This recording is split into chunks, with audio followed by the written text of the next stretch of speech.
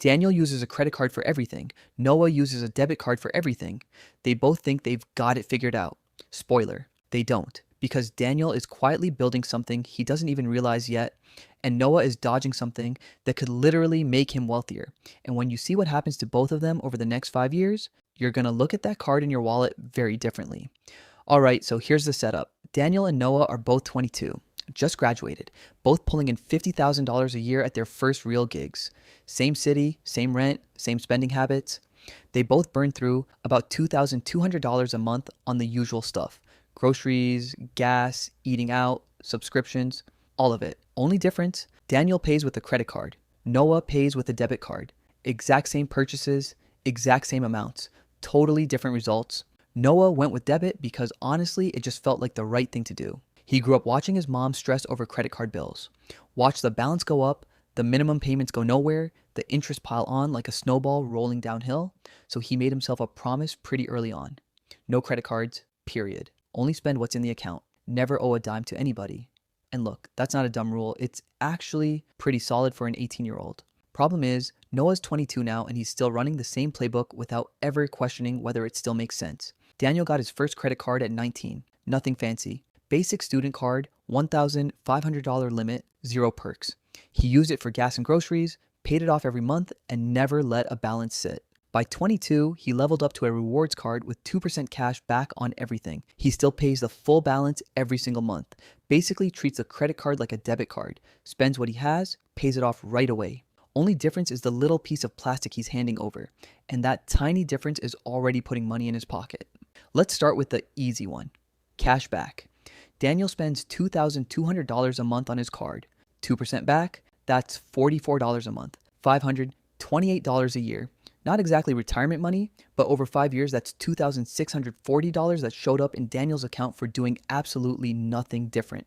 Noah, he swipes his debit card, money leaves his checking account, end of story. No points, no cashback, no rewards, same coffee, same gas, same grocery run.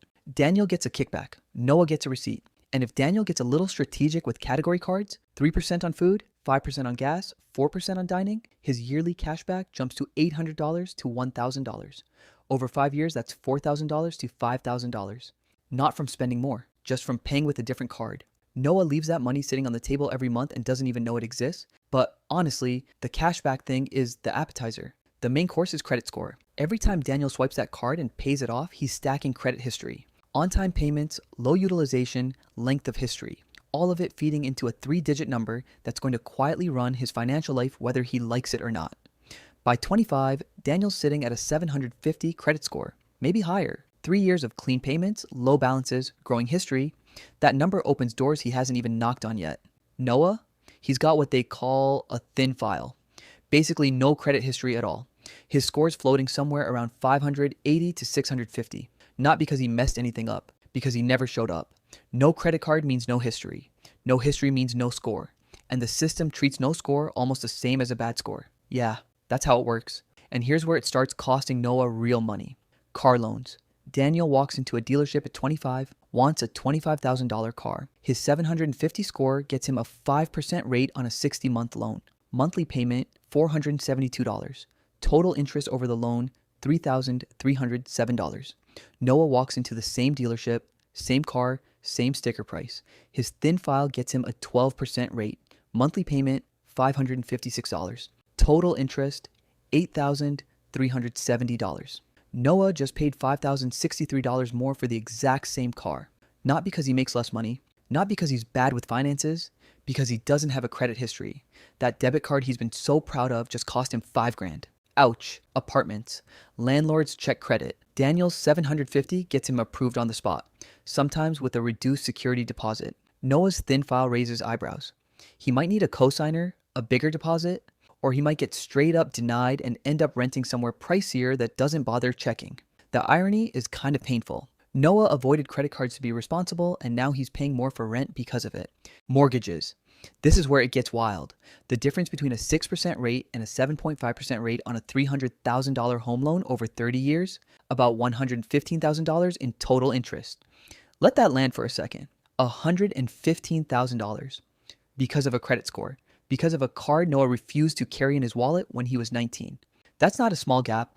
That's a whole other house worth of interest payments. Now let's talk about the elephant in the room, debt. Credit card debt is not a joke. It's not overblown. It's very real and it ruins people's lives every single day. Average credit card APR right now is somewhere around 24 to 28%. If Daniel ever gets sloppy and starts carrying a $5,000 balance at 27%, the minimum payments barely scratch the interest. That $5,000 could take over 15 years to pay off and cost more than $8,000 in interest. That's the horror story, and millions of people are living it right now. But here's the part that doesn't get said enough. The card didn't do that. The behavior did. A credit card with a $5,000 limit is not $5,000 you have. It's $5,000 you could borrow. The second you start treating your credit limit like your bank balance, you're cooked. Daniel avoids this by keeping it simple. He checks his bank account. If there's $2,000 in there, he spends $2,000 on the card. Statement comes, he pays it all. Done. The credit card company makes $0 off him in interest. He makes money off them in cash back. He flipped the game. Noah doesn't have this problem. And that's a real advantage. You literally cannot go into credit card debt without a credit card. The debit card is a wall. You hit your balance, the transaction gets declined. For someone who knows they'd look at a $10,000 credit limit and start treating it like free money, debit is the smarter play. Seriously, no judgment. Knowing yourself and building a system around that knowledge is genuinely smart, but it's a defensive play. It keeps you from losing. It doesn't help you win. And over time, not winning costs a lot. Here's another thing Gen Z doesn't think about until it happens to them. Fraud. Someone steals Daniel's credit card number, makes a bunch of charges. Daniel calls the bank, disputes it. The charges get removed while they investigate. His checking account? Completely untouched. His rent still goes through. His bills still get paid. Life goes on. Someone steals Noah's debit card number. That money comes straight out of his checking account, not a line of credit. His actual cash. Gone. Right now. Rent might bounce. Phone bill might fail. He might hit zero while the bank takes 10 to 14 business days to investigate. 2 weeks of being functionally broke because of someone else's crime. That's not a hypothetical. It happens all the time. Credit card fraud is annoying. Debit card fraud can wreck your month. And there's more. A lot of credit cards come with built-in purchase protection. Extended warranties on electronics, coverage for stolen or damaged items, trip cancellation insurance. Buy a laptop with Daniel's credit card and it breaks after the warranty. Card might cover it.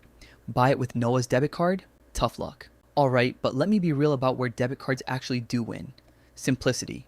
Noah's system is dead simple. Money in, money out. No bill at the end of the month. No balance to track. No due date to forget. If you're just starting to manage money and everything about personal finance feels overwhelming, that simplicity is worth something. You can't overspend because the system won't let you. Zero temptation. Credit cards are engineered to make spending feel painless. Tap. Done. You don't feel the money leave because it hasn't left yet. That gap between spending and paying is exactly where most debt is born. Debit cards close that gap. You feel every dollar immediately. For a generation raised on one-click buying and instant everything, that friction might be exactly what keeps you out of trouble. No annual fees, ever. Some rewards credit cards charge $95 to $550 a year. If you're not spending enough to earn that back in rewards, you're losing money. Debit cards cost nothing to carry and zero risk to your credit score. Miss a credit card payment and your score tanks. One late payment sits on your report for 7 years. 7 years from one forgetful month. With a debit card, there's nothing to miss, nothing to damage, nothing to lose sleep over. So what's the actual answer here? If you can use a credit card, like a debit card, only spending what you already have and paying the full balance every month, the credit card wins in almost every category that matters. Cashback, credit score, fraud protection, purchase perks, better rates on every major loan you'll ever take. The advantages stack up quietly and save you tens of thousands of dollars across the big financial decisions of your life. If you're not ready for that yet, if you know you'd be tempted, if the discipline isn't there yet, start with debit. Learn to budget. Learn to track your spending. Build the habits. And when you trust yourself enough to know that a credit limit won't change your behavior, make the switch. The worst thing you can do is avoid credit completely and show up at 28 with no credit score trying to rent an apartment, buy a car, or get a mortgage. The system doesn't care that you are being careful. It rewards participation, not avoidance. You don't have to love that, but you do have to deal with it. Daniel and Noah both thought they were being smart. Noah was playing defense. Daniel was playing offense. Defense keeps you from losing. Offense puts you ahead.